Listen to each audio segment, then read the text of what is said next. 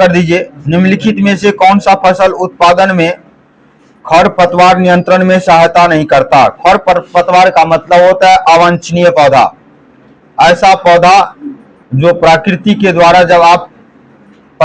द्वारा अपने आप किसी खेत खलिहान में वह कोई पौधा अपने आप उग जाता है, उसे अवांछनीय पौधा कहते हैं। जैसे आप खेती करते हैं तो खेती के दौरान आप देखते होंगे कि आपके खेत में कई प्रकार के खरपतवार जो अवांछनीय पौधा है, जो आप नहीं भी रोपे हैं उसके साथ वह उग चुका है कि नहीं। जैसे कि आपने एक बहुत सारा राबी फसल जो करते हैं, गेहूं का फसल, तो उसमें देखते होंगे बहुत सारे साग सब जो है उसके साथ अपने आप उग जाता है कि नहीं। तो वह अवांछनीय पौधा रहता है। और वह अवांछनीय पौधा क्या करता है, जिस पौधा को आप रोपे थे उस पौधे के पोषक तत्व को वह खा लेता है, क्योंकि उस अवांछनीय पौधे का विकास उसमें तेजी से होता है। तो जिस चीज को मानव के द्वारा खेती करते समय, कृषि करते समय वह पौधा या नहीं लगाया गया, वह चीजें नहीं लगाया गया, लेकिन उसके साथ कुछ प्राकृतिक रूप से अवांछनीय चीजें उग गया, तो उसे कहते हैं हम खरपतवार। वह खरपतवार जो होता है, जिस पौधे को आपने लगाया उसके पोषक तत्व को जो है वह दोहन करता है, तो उसको खरपतवार को बीच बीच में हटाया जाता है। अब इसमें कहता है कि निम्नलिखित में से ऐसा कौन सा फसल उत्पादन में खरपतवार नियंत्रण में सहायता नहीं करता। कौन सा होगा, तो डी होगा प्रतिरोपण। प्रतिरोपण का मतलब होता है पौधे को स्थानांतरित करने की तकनीकी, यानी कि पौधे को एक जगह से स्थानांतरित करके दूसरे जगह जब रोपते हैं तो वह उस खरपतवार को नियंत्रण करने में सहायता नहीं कर पाता है कि नहीं। तो आंसर नंबर डी होगा।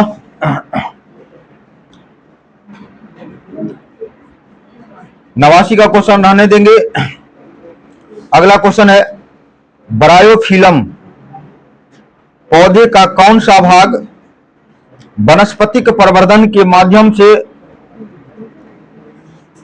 एक नए पौधे विकसित करता है। तो वनस्पतिक प्रवर्धन का मतलब ये हुआ कायिक प्रवर्धन। और कायिक प्रवर्धन क्या होता है, जब पत्ती के आंख में, पत्ती के जो कली होती है और उस कली में आंख होता है,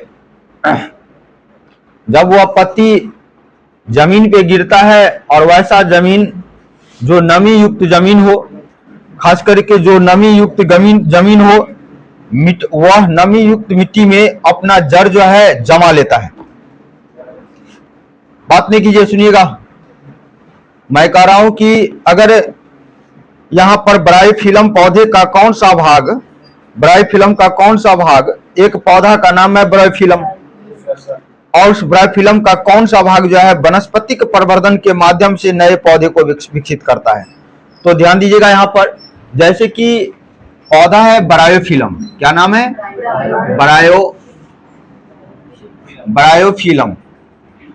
ब्रायोफिलम ये पौधा है। और इस पौधे की विशेषता ये होती है कि इस पौधे की जो पत्ती होती है, ध्यान दीजिएगा, इस पौधे की जो पत्ती होती है, तो इस पत्ती के जो ये पत्ती होगा, ये पत्ती की जो कलाई होती है, यानी पत्ती के जो खास करके यहाँ पर कली होगा, ये कली जो होता है, तो ये कली क्या करता है, ब्रायोफिलम की पौधा की जब पत्ती जमीन पे गिरेगा और वह जमीन अगर नमी हो, वह जमीन मान लीजिए कि वह जमीन जो है नमी युक्त जमीन हो, नमी जिसमें हो, वह जब गिरेगा तो मिट्टी के अंदर में जाने के बाद इसके कली में बिल्कुल क्या होता है, आंख, क्या होगा, आंख। जब ये पत्ती इस जमीन के अंदर में चला जाएगा तो इस आंख के माध्यम से इसके अंदर एक प्रकार के अलैंगिक जनन होगा। कौन सी जनन होगा, अलैंगिक जनन होगा। और अलैंगिक जनन करने के बाद इस आंख से एक नया पौधा का विकास होगा। क्या होगा, नया पौधा का विकास होगा, नया पौधा का विकास होगा, होगा कि नहीं। तो ब्रायोफिलम एक प्रकार के ऐसे पौधे हैं जिनके पत्ती जमीन पर गिरने के बाद वह नमीयुक्त जमीन के अंदर में चला जाता है, तो उस पत्ती से भी नया पौधा निकल जाता है। और उस पौधे का जो वह पौधा होता है, वह पौधे का पेरेंट सेल जो होता है ब्रायोफिलम होता है। ये जो नया पौधा निकलेगा वह डॉटर सेल होगा, और ये क्या होगा, पेरेंट सेल होगा। ध्यान दीजिएगा ये बात। तो इस प्रकार से क्वेश्चन पूछा गया यहाँ पर कि ब्रायोफिलम पौधा का कौन सा भाग वनस्पतिक प्रवर्धन मतलब कायिक प्रवर्धन, कायिक प्रवर्धन में लैंगिक प्रजनन होगा या अलैंगिक, अलैंगिक होगा, माध्यम से नए पौधे विकसित होते हैं। तो किस माध्यम से विकसित होगा, पत्ती से होगा, है कि नहीं, बिल्कुल याद रहना चाहिए। इस प्रकार के क्वेश्चन गलत नहीं होना चाहिए। अगला क्वेश्चन है, कहाँ ध्यान रहता है, एनएच पे घूमता रहता है दिमाग, इसीलिए तो छोड़ते हैं कि आपका दिमाग किधर है। अगला क्वेश्चन ध्यान दीजिएगा, निम्नलिखित में कौन सा टेरिडोफाइटा है। टेरिडोफाइटा किसको कहते हैं, ध्यान दीजिएगा। टेरिडोफाइटा में क्या होता है, ध्यान दीजिएगा। टेरिडोफाइटा की विशेषता क्या होता है, ये पौधे जो होते हैं वह खास करके नमी वाले क्षेत्र में होता है। किसमें होगा, नमी और ठंडा क्षेत्र में होगा। ठंडा एरिया में नमी और ठंडा एरिया में टेरिडोफाइटा होगा। और इस टेरिडोफाइटा में ध्यान दीजिएगा जड़ होता है, तना होता है, पत्ती होता है, और जड़ तना पत्ती होता है, और साथ साथ संवहन उत्तक होता है, संवहन उत्तक होगा। अब ये जड़ होगा, इसमें तना होगा, पत्ती होगा और संवहन उत्तक, मतलब इसमें जाइलम भी होगा और फ्लोएम भी होगा, जाइलम एंड फ्लोएम भी होगा। जाइलम फ्लोएम होगा, लेकिन इसमें क्या नहीं पाया जाएगा, तो इसमें क्या नहीं पाया जाएगा, तो ध्यान दीजिएगा फूल नहीं पाया जाएगा। क्या नहीं पाया जाएगा, फूल नहीं पाया जाएगा। और जिसमें फूल नहीं होगा जिसमें फूल नहीं होगा उसमें बीज भी नहीं होगा, और जिसमें बीज नहीं होगा उसमें फल भी नहीं होगा। क्या नहीं होगा, ये भी नहीं होगा। तो ऐसे पौधे जिसके अंदर जड़ भी है, तना भी है, पत्ती भी है, और इसके संवहन उत्तक जाइलम और फ्लोएम भी है, लेकिन फूल, बीज और फल नहीं है। लेकिन इस पौधे की एक खासियत यह है कि इसके अंदर तो बीज होता नहीं है, लेकिन जब ये पौधे का जो विकास होता है, ये पौधे जो बनता है, यानी कि ये पौधे जो जन्म लेता है, तो ये बीज के प्रजनन से लेता है, यानी कि बीजाणु के प्रजनन से लेता है। यानी जब बीज आपसी प्रजनन करेंगे, तो यहां पर कहीं पर पौधा में क्या प्रजनन करता था, फूल, और यहां पर टेरिडोफाइटा में क्या प्रजनन करता है, बीज। यानी बीज प्रजनन करेगा, तो इस प्रकार से टेरिडोफाइटा बनेगा। क्वेश्चन यहां पर क्या पूछा है, क्या बीज नहीं है, जैसे कि कोई दूसरा पौधा है, इस पौधे नमी वाले ठंडे वाले क्षेत्र में आ गया, और उसके बाद दो बीज आपस में प्रजनन किया, तो अब प्रजनन करने के बाद तीसरे जाति का जो पौधा निकलेगा वो टेरिडोफाइटा निकल जाएगा। समझेगी ना बात को, इसमें नहीं है, लेकिन कुछ और पौधा है जो अपने बीज को अगर प्रजनन एक साथ होकर प्रजनन करेगा तो उसे टेरिडोफाइटा निकलेगा, है कि नहीं। फूल और पत्ती से जो जिस चीज का यहां से जो प्रजनन होगा, उसके बाद जो कोई पौधा होगा, तो इस पौधा का पूर्ण रूप से विकास होगा। लेकिन जो प्रजनन फूल से होना चाहिए वो प्रजनन कहां पर कर दिया, बीज से। इसीलिए इसमें ये चीज का अभाव पाया गया।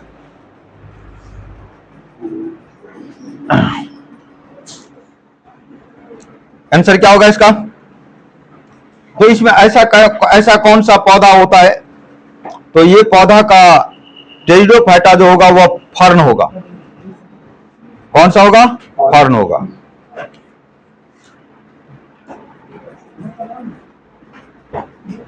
फर्न होगा, याद रखिएगा। और लाइकेन जो होते हैं, ध्यान दीजिएगा, ये लाइकेन किसी प्रकार के पौधे का विशेष प्रजाति नहीं होता है। लाइकेन जो होता है वह किसी प्रकार के पौधे का प्रजाति नहीं होता, ध्यान दीजिएगा। जहां पे शैवाल होगा, और जहां पे कवक होगा, तो शैवाल और कवक के बीच जो सिम्बायोटिक रिलेशन होता है, ध्यान दीजिएगा, क्या होगा, सिम्बायोटिक रिलेशन होगा। जहां पे शैवाल और कवक के बीच सिम्बायोटिक रिलेशन यानी कि ये शैवाल कवक पर निर्भर है और कवक शैवाल पर निर्भर है। वहां पर जो निकलते हैं वह चीज, वहां से जो एक पौधे निकलते हैं उसको कहते हैं लैकेन, है कि नहीं? क्या निकलते हैं? और जहां पे ये लैकेन निकल जाएगा वह प्रदूषण का संकेत है। क्या चीज का? यानी कि प्रदूषण यहां पर नहीं पाया जाएगा। जहां पे शैवाल और कवक दोनों होगा वहां पर जो है प्रदूषण पर, जहां पे प्रदूषण दिखाई देगा वहां पर शैवाल और कवक होने के बाद लैकेन नहीं निकलेगा। इस दोनों के बीच सिम्बायोटिक संबंध नहीं बन पाएगा।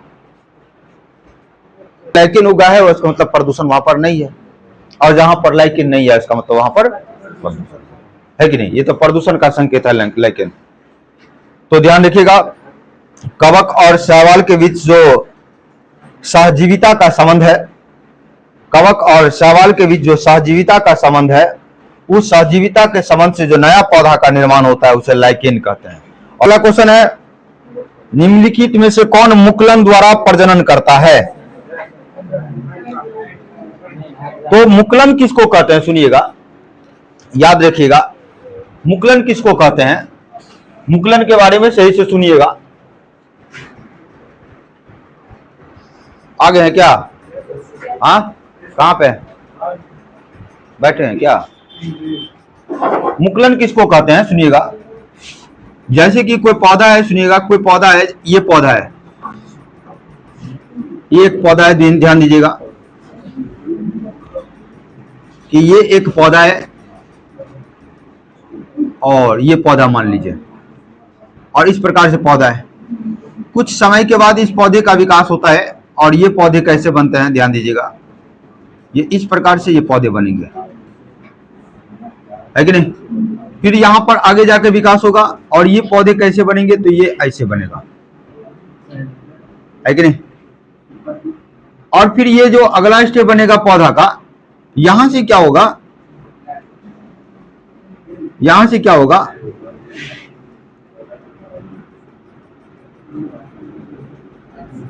एक प्रकार से यहां पर बनेगा,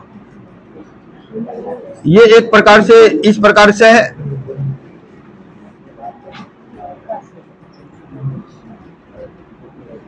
ये पौधा नहीं देखे क्या आप लोग? नहीं देखे। ये पौधा क्या है कि धीरे धीरे देखिए इस पौधे से क्या होता है, इस पौधे के अंदर में मुकुलन हो रहा है, और मुकुलन का मतलब होता है, मुकुलन का मतलब होता है कि अलैंगिक प्रजनन। क्या होगा? अलैंगिक प्रजनन। अलैंगिक प्रजनन जो होगा, तो अलैंगिक प्रजनन में क्या होता है कि ये पौधा का थोड़ा सा ये क्या होगा कि ये थोड़ा जो है प्रजनन करने के बाद ये उठेगा अलैंगिक में, और धीरे धीरे इसकी विकास होगी, इस कर्म में विकास होते जाएगा, इस कर्म में विकास होगा, फिर इस कर्म में विकास होगा। तो ये आपका पेरेंट सेल है, ये पेरेंट सेल है, और ये भी पेरेंट सेल है, और इस पेरेंट सेल से दो डॉटर सेल बनेगा। कितने सेल बनेगा? और दो डॉटर सेल, ये पेरेंट सेल है, ये पेरेंट सेल है, और ये बनेगा दो डॉटर सेल। ये क्या बनेगा? दो डॉटर सेल। और इस प्रकार से यहां से ये दोनों अलग हो जाएगा। तो इसी पौधा से अलैंगिक प्रजनन के माध्यम से, अलैंगिक प्रजनन के माध्यम से ये दो डॉटर सेल बन गया, और ये दो डॉटर सेल बना, जो ये इस पौधे का जो डीएनए होगा, जीन होगा, ये जीन इसमें भी और इसमें भी पाया जाएगा। तो इस प्रकार से एक ही पौधे से अलग पौधा बन गया, और वह जो विधि बना वो अलैंगिक। एक प्रकार से एक पौधा और रहता है, ऐसे पौधा होता है, ऐसे होता है, ऐसे होता है। फिर ये क्या करेगा? इसी प्रकार से बड बनाएगा, बड मतलब ऐसे बनाएगा, और ये ऐसे ऐसे समझिए, ऐसे बनेगा। फिर ये पौधा एक चरण से विकास, फिर इस चरण से विकास होगा, और फिर ये, यानी कि ये इसी प्रकार से बनेगा ऊपर में ऐसे ही, लेकिन इस बड का विकास होगा। मुकुलन कहां पर होना स्टार्ट हो गया? यहां पर। अब ये थोड़े थोड़े बड़ा हो जाएगा, यहां पर हो जाएगा, यहां पे, और फिर यहां पर जाएगा, तो ये पौधा क्या होगा? फिर यहां से ये बिल्कुल अलग हो जाएगा। क्या हो जाएगा? अलग हो जाएगा, होगा कि नहीं? और जब ये अलग होगा, अलग होगा, तो जिस दशा में ये ऐसे बना रहा था, इसी दशा में ये ऐसे बना देगा, ऐसे दशा में ये ऐसे बना देगा, ऐसे ये ऐसे बना देगा और इस प्रकार से अलग होगा। तो ये एक पौधा ये था, इस पौधे से थोड़ा सा बडिंग होने की कोशिश किया, बड हुआ, यहाँ पे बड हुआ और ये बडिंग किया यहाँ पर और इस प्रकार से ये पौधा अलग हो गया। तो इस विधि को क्या कहते हैं? मुकुलन विधि। एक ही पौधे से पेरेंट सेल से जब डॉटर सेल का निर्माण होता है और वह अलैंगिक विधि से, तो इसे मुकुलन कहते हैं। और इस प्रकार के जो होता है वह हाइड्रा और ईस्ट होता है। कौन सा होगा? हाइड्रा और ईस्ट लिखेंगे, है कि नहीं? तो लिखेंगे, लिखिए आप लोग, लिखेंगे पेरेंट सेल में, एक पेरेंट सेल में दो डॉटर सेल का निर्माण होना अलैंगिक विधि से होता है। एक मुकुलन में एक पेरेंट सेल से दो डॉटर सेल का निर्माण अलैंगिक विधि से होता है। एग्जाम्पल में आपका है हाइड्रा और ईस्ट। कौन सा होगा? हाइड्रा और ईस्ट। अगला क्वेश्चन कौन सा है देखिएगा, निम्नलिखित में कौन सा एक अजैविक संसाधन नहीं है? अजैविक संसाधन नहीं है मतलब अजैविक नहीं होना चाहिए। अजैविक मतलब हो गया निर्जीव, अजैविक मतलब निर्जीव, निर्जीव मतलब जिसके अंदर में कोई जान नहीं हो। तो हमको कह रहा है वहां पर जैविक संसाधन निकालने के लिए। तो इसमें किसका कौन सा होगा? तो जैविक कौन सा होगा? मछली होगा। मिट्टी, वायुमंडल, यानी वायुमंडल तो हवा, मिट्टी, हवा, पानी, चट्टान, खनिज, ये सब के सब किस में आएंगे? अजैविक में आएंगे। और आपको कह रहा है जैविक निकालने के लिए। अजैविक नहीं हो तो जैविक होगा ना, तो मछली। संसार में किस देश में सर्वाधिक जैव विविधता पाया जाता है? तो संसार में सबसे ज्यादा जैव विविधता कहां पे पाया जाएगा? बताए थे कहां पे होगा? ब्राजील में होगा। सबसे ज्यादा कहां पे होगा? ब्राजील में होगा। भारत में पूरे विश्व दुनिया में इसका भारत का स्थान 8वां है।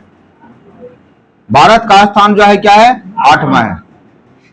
जैव विविधता का मतलब ये हुआ, जैव विविधता का मतलब ये होता है ऐसा पारिस्थितिकी तंत्र जिसमें अनेकों प्रकार के जीव में विभिन्नता हो और वह जीव, वहां पर ये जैव विविधता क्षेत्र पाया जाएगा। ध्यान दीजिएगा, जैव विविधता क्षेत्र कहां पे पाया जाता है? तो ये पृथ्वी है और पृथ्वी 0 डिग्री अक्षांश को भूमध्य रेखा कहा जाता है। कौन सा रेखा कहा जाएगा? भूमध्य रेखा। भूमध्य रेखा के पास अत्यधिक तापमान यानी कि अत्यधिक तापमान और आर्द्रता होने के कारण से, आर्द्र होने के कारण से यहाँ पर जो अधिक वर्षा और तापमान रहेगा तो अनेक प्रकार के पेड़ पौधा पनप सकता है, अनेक प्रकार के जीव जंतु पनप सकता है। जितना आप ध्रुव से भूमध्य रेखा की ओर आएंगे उतना जैव विविधता बढ़ते जाएगा, क्योंकि आप 0 डिग्री अक्षांश के नजदीक, यहाँ पर आपका 90 डिग्री का अक्षांश है। 90 डिग्री अक्षांश से जितना 0 डिग्री अक्षांश की ओर आएंगे उतना जैव विविधता क्षेत्र बढ़ता जाएगा। यही बात अगर कहेंगे 0 डिग्री से अगर 90 डिग्री अक्षांश की ओर जाएंगे तो जैव विविधता घटेगा, क्योंकि जैसे जैसे ऊपर जाएंगे वैसे वैसे क्या होगा, वह भूमध्य रेखा से हम दूर होते जाएंगे तो वहां पर क्या होगा? वर्षा कम होगी, ठंडा होगा लेकिन वर्षा कम होगा। लेकिन वहां पर जैव विविधता क्षेत्र बनेगा जहां पर ताप और आर्द्र हो, है कि नहीं? तो इस प्रकार से जो भूमध्य रेखा के करीब में देश होंगे वहां पर जैव विविधता ज्यादा पाया जाएगा।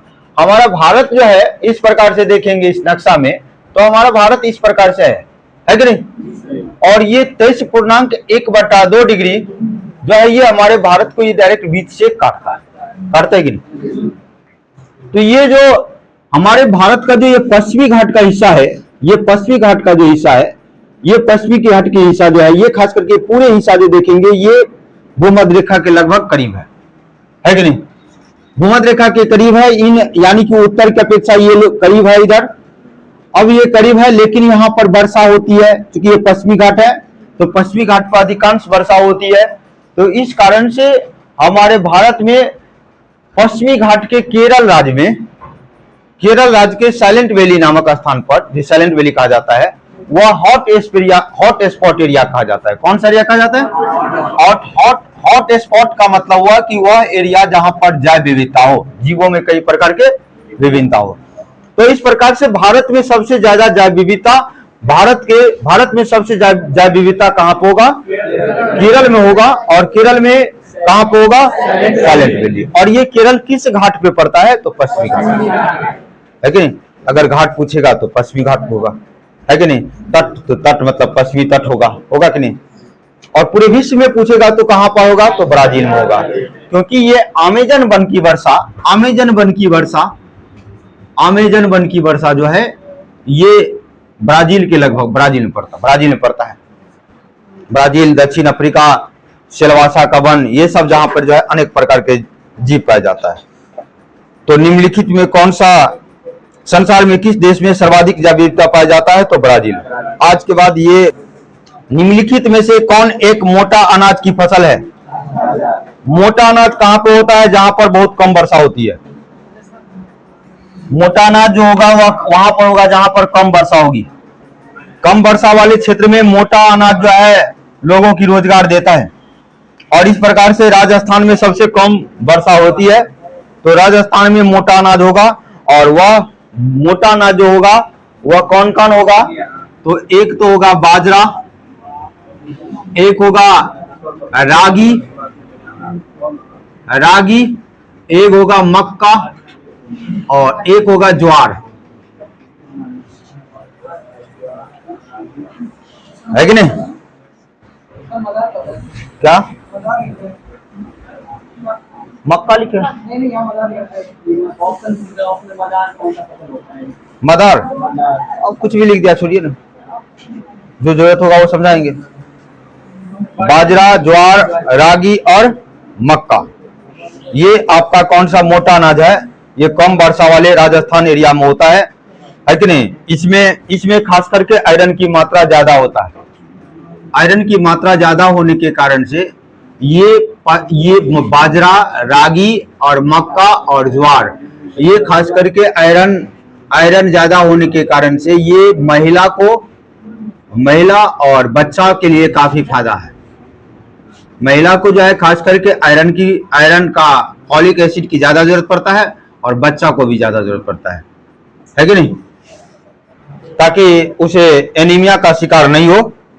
तो इस प्रकार से आंसर कौन सा होगा? बाजरा। अगला क्वेश्चन है 97 का, पलामू टाइगर रिजर्व में झारखंड वन विभाग का पहल का प्राथमिक ध्यान केंद्रित किया है। कोई भी ध्यान दीजिएगा, कोई भी अगर वन विभाग होगा, किसी भी राज्य में अगर वन विभाग होगा तो उस वन विभाग का उस राज्य में कुछ ना कुछ प्राथमिकता होता है। आपके लाइफ है तो आप भी अपने लाइफ में प्राथमिकता और रखते हैं कि हम इस चीज को सबसे ज्यादा प्राथमिक देते हैं। हम अभी स्टूडेंट लाइफ में है तो हमारे लिए पढ़ना सबसे ज्यादा प्राथमिकता है, उसके बाद ही कोई दूसरा चीज हम देखेंगे, है कि नहीं? तो कोई भी वन्यजीव अभ्यारण्य जहां पे स्थापित होता है और वहां पर वन्यजीव अभ्यारण्य को सुरक्षित रखने के लिए सरकार के द्वारा वहां पर प्राथमिकता ध्यान दिया जाता है उस बात पर। तो उसमें खास करके जो झारखंड राज्य है, उस झारखंड राज्य में पलामू टाइगर रिजर्व है। उस पलामू टाइगर रिजर्व में कई प्रकार के जानवर होंगे। उस वन में प्राथमिकता किस बात पर ध्यान दिया गया है? तो बाघों की आबादी को बढ़ाना, बाघों की आबादी को बढ़ाना है, ये बात ध्यान रखेंगे। और आपको पता है कि 2022 के बाघों की जनगणना जो हमारे भारत में हुआ है, इस प्रकार से भारत में टोटल बाघों की संख्या कितना हो चुका है? तो 3682। बाघों की संख्या टोटल कितना हो चुका है? तो ध्यान रखेंगे, पूरे भारत में अगर कुल बाघों की संख्या पूछेगा तो 3682 होगा, जिसमें मध्य प्रदेश में अगर पूछेगा तो सबसे ज्यादा मध्य प्रदेश में है। तो मध्य प्रदेश में कितना होगा? तो 785 होगा, है कि नहीं? वही बात अगर बिहार की बात करेंगे तो बिहार में जो जनगणना हुआ है बाघों की, तो 31 से बढ़कर कितना हो चुका है? 54 हो चुका है। 31 से बढ़कर 54 हो चुका है। ये सब करंट में भी पूछ सकता है कि नहीं? तो इस प्रकार से 97 का ये होगा। अगला क्वेश्चन है, पेरिस जलवायु समझौता किस वर्ष अपनाया गया? पेरिस जलवायु समझौता, यानी पेरिस जलवायु समझौता जो था, पेरिस में जो जलवायु समझौता था वह संयुक्त राष्ट्र जलवायु परिवर्तन सम्मेलन था। ध्यान दीजिएगा, पेरिस जलवायु समझौता ये काफी विविध है। पेरिस जलवायु समझौता,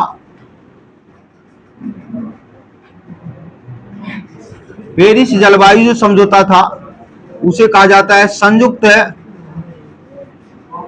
राष्ट्र जलवायु सम्मेलन। क्या कहा जाएगा?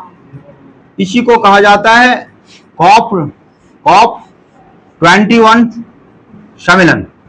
कॉप 21 सम्मेलन, इसी को ध्यान रखेंगे। क्या बोलेंगे हम? कॉप 21 सम्मेलन, है कि नहीं? और ये जो हुआ था, याद रखिएगा, ये खास करके 12 दिसंबर 12 सितंबर या 12 दिसंबर का देख लेंगे। दिसंबर में क्या? 12 दिसंबर 2015, सीधा 2015 याद रखिए। सितंबर दिसंबर में मुझे कंफ्यूजन हो रहा है, देख लीजिएगा। 2015 ये जलवायु सम्मेलन कब हुआ था? 2015। और इसका था ये कि इसका जो उद्देश्य क्या था कि वैश्विक तापमान को कम करना। वैश्विक तापमान को क्या करना है? कम करना है। यानी कि उसका ये था कि लगभग 1.5 से, यानी कि उसका ये उद्देश्य था कि 1.5 डिग्री सेल्सियस से लेकर 2 डिग्री सेल्सियस तक तापमान को कम करना, वैश्विक तापमान विश्व स्तर में, है कि नहीं?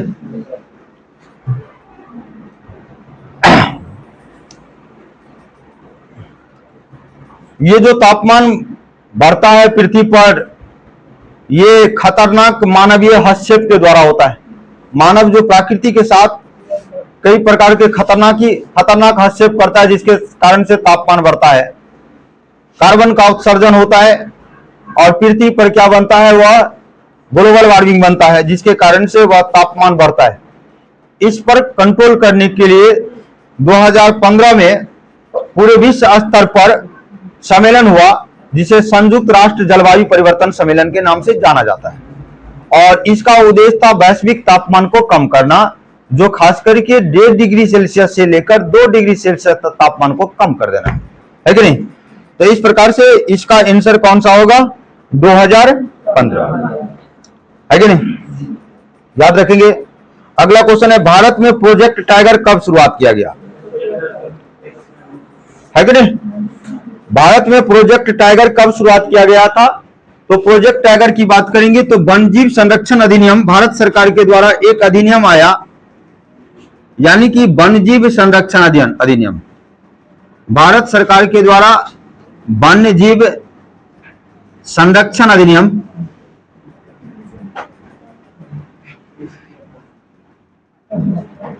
वन्यजीव संरक्षण अधिनियम 1972 में आया। और इस संरक्षण के माध्यम से कई प्रकार के जानवरों को संरक्षित करने के लिए नियम को लागू किया गया। तो प्रत्येक प्रकार के प्रोजेक्ट टाइगर होता है। तो प्रोजेक्ट टाइगर आया बाघों से रिलेटेड,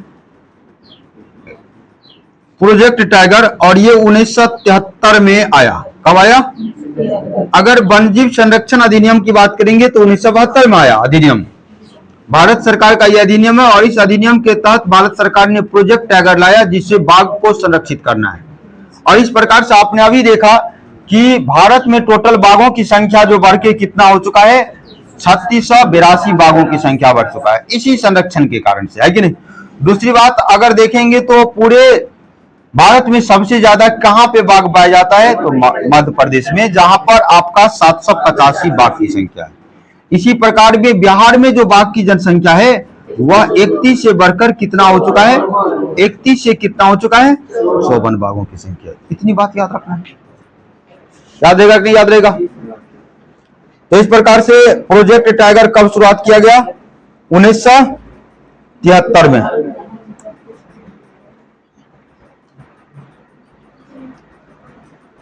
अगला क्वेश्चन है, वैश्विक तापमान का मुकाबला, तापमान कर दीजिए, वैश्विक तापमान का मुकाबला करने और इसके प्रभावों के लिए तैयारी करने के लिए, ध्यान दीजिएगा यहां पर क्या बात दिया है। इससे पहले जो पेरिस जलवायु सम्मेलन था तो वहां भी ताप के संबंधी था, और यहां पर एक बात बढ़ गया है, यह बढ़ गया है कि मानव के द्वारा जो खतरनाक मानवीय हस्तक्षेप इस पृथ्वी पर जो हो रहा है उस पर हम अंकुश लगाने की कोशिश कर रहे हैं, लेकिन अचानक अंकुश लगा दिया जाएगा वो भी बात सही नहीं है डायरेक्ट कोई चीज को, क्योंकि बहुत सारे देश है और इस पृथ्वी पर ग्लोबल वार्मिंग करने में, वैश्विक तापमान बढ़ाने में विकसित देश का ज्यादा योगदान होता है, विकसित देश का ज्यादा हाथ होता है, क्योंकि वहां पर पूंजीवादी देश है, कई प्रकार के ज्यादा उद्योग लगा हुआ है और सारे लोग औद्योगिकरण होने के कारण से ग्रामीण लोग नगरीकरण की ओर प्रवेश कर चुका है। तो जो लोग कृषि पर निर्भर था अब वह शहर की ओर औद्योगिकरण होने के कारण से चला गया है, तो सभी लोग किस पर आश्रित हो जाएंगे, उद्योग पर। अब उद्योग पर जितना लोग आश्रित होगा उतना ही ज्यादा वह उत्पादन भी करेगा, और जितना ज्यादा उत्पादन होगा उतना ज्यादा कार्बन का उत्सर्जन होगा, और यही कार्बन का एक परत जो है छातानुमा पृथ्वी के ऊपर में बनता है, जो पृथ्वी को जो सूर्य के माध्यम से विकिरण के माध्यम से, सूर्य के द्वारा विकिरण के माध्यम से जो ताप मिलता है उस ताप को पृथ्वी छोड़ता है संवहनीय माध्यम से, और वह संवहनीय माध्यम से वायुमंडल को क्या करता है, गर्म करता है कि नहीं। तो ये जो छतरी बना है, ये छतरी क्या करता है, पृथ्वी को गर्म रखता है। तो जितना ज्यादा कार्बन का उत्सर्जन होगा उतना ज्यादा मोटा छतरी हो जाएगा, तो वह क्या करेगा, उसके द्वारा पृथ्वी के द्वारा जो ताप को जो रिलीज होगा वह क्या करेगा, उसको ऊपर में रोक देगा। इससे क्या होगा, वायुमंडल गर्म होगा, इससे क्या होगा, मानव खतरा में आएगा कि नहीं। तो मानव अपना खतरा खुद अपने से जो है भविष्य निर्धारित करता है कि हमारा आगामी आने वाले भविष्य में हमें क्या खतरा होगा। कुछ लोग सोचता है चलो 60 साल लाइफ है, खाना पीना है, मर जाना है, अगले पीढ़ी के बारे में थोड़े सोचना है कि नहीं। तो यही बात यहां पर कहा गया है, वैश्विक तापमान के मुकाबला करने के लिए इसके प्रभावों को, अब जो इसका तापमान बढ़ चुका है इसका प्रभाव आगे भविष्य में क्या होगा, इसके मुकाबला करने के लिए भी हमारा कोई उद्देश्य होनी चाहिए। तापमान भी किधर कम करेंगे, साथ साथ जो अब तापमान बढ़ चुका है इसका जो प्रभाव आगे जाके क्या पड़ेगा, इसकी मुकाबला करने के लिए हम क्या रणनीति लाते हैं, इसके लिए बैठक होती है। और इस बैठक को 1992 में होता है और पहली बार होता है। इस बैठक का नाम रखा जाता है, सबसे बड़ा सम्मेलन है, सबसे बहुत बड़ा सम्मेलन है ये, और 1992 में होता है। लगभग समझा जाए तो 200 समथिंग में लगभग 195-96 देश सम्मेलन में होता है, और वह देश सम्मेलन में होता है पूरे समझिए पूरा विश्व इस सम्मेलन में आता है, इसीलिए इस सम्मेलन को नाम रखा जाता है पृथ्वी सम्मेलन। क्या रखा जाता है, पृथ्वी सम्मेलन। तो ध्यान दीजिएगा, वैश्विक तापमान का मुकाबला करने, इसके प्रभावों को तैयारी करने के लिए 1992 में कौन सी अंतरराष्ट्रीय संधि अपनाई गई थी, तो 1992 में हुआ था, और इसे कहा जाता है पृथ्वी शिखर सम्मेलन। क्या कहा जाता है, 1992 में जो होगा, 1992 में पृथ्वी शिखर सम्मेलन, शिखर सम्मेलन। इसका उद्देश्य क्या है, वैश्विक तापमान को कम करना। इसका उद्देश्य क्या क्या है, वैश्विक तापमान को कम करना। कई प्रकार के आता है, वैश्विक तापमान को कम करना, या सीधा कह सकते हैं ग्रीन हाउस गैस के उत्सर्जन पे रोक, ग्रीन हाउस गैस के उत्सर्जन पे रोक। ग्लोबल वार्मिंग इसी पर होता है, ग्रीन हाउस गैस में कमी लाना, है कि नहीं। इसी के कारण से, ग्रीन हाउस गैस के कारण से जो कि मीथेन होता है, मीथेन CH4, मीथेन में कार्बन है कि नहीं, है ना जी।